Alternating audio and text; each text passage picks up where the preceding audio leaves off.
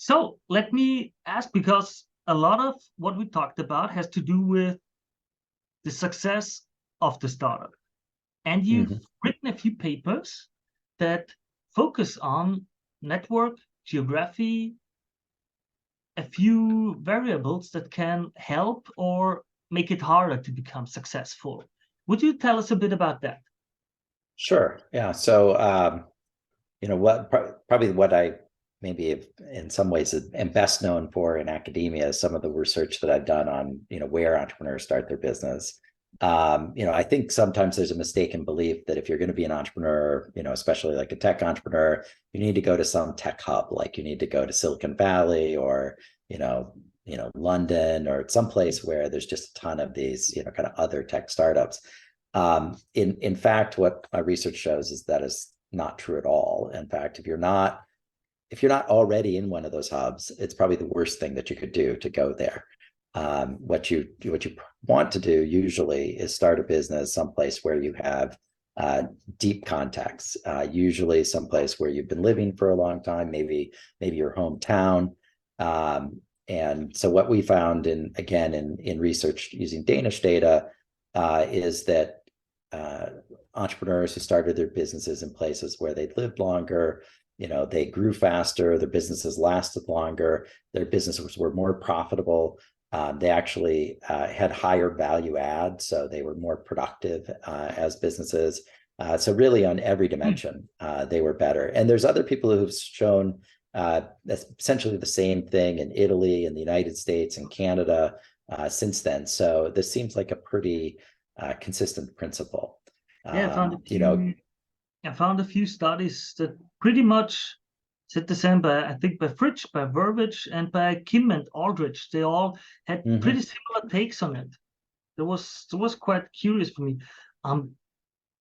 Do you have an idea why that is? Because usually the topic is like, okay, if you want to make it in X, you gotta go to Y. That's the usual. Right. Why is it better for me to stay in my hometown? I mean, most likely not a small village, but like, Sure. why is it better in my hometown and to use the connections that I have than to go to the big hub and make it there big?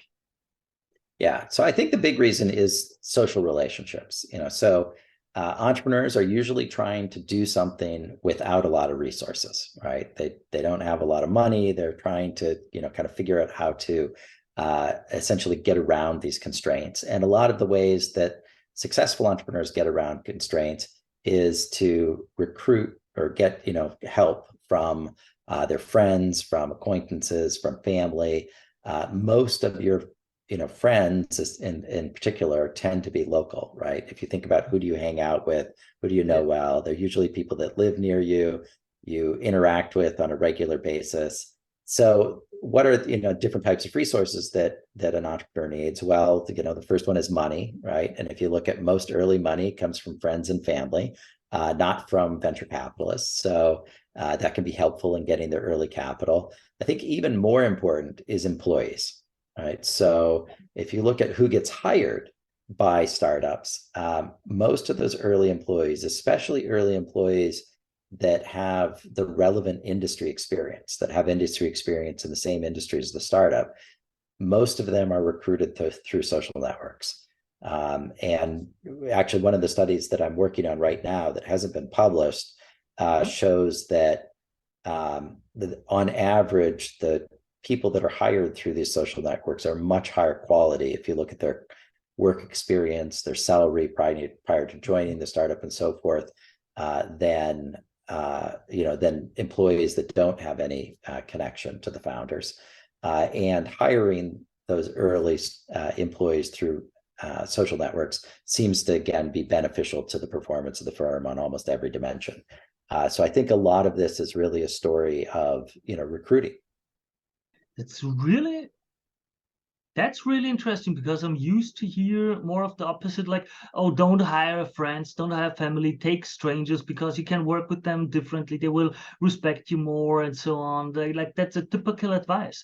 So you say, no, it's better to work in your social circle at first and to make it with the first steps in that circle. And important that the people you get through these social circles are of higher quality.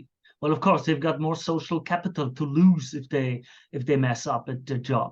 Most likely, that's interesting. Yeah, I think the other thing that people tend, when we think about employment, a lot of times, we think about it as like, who are we choosing among as an employer?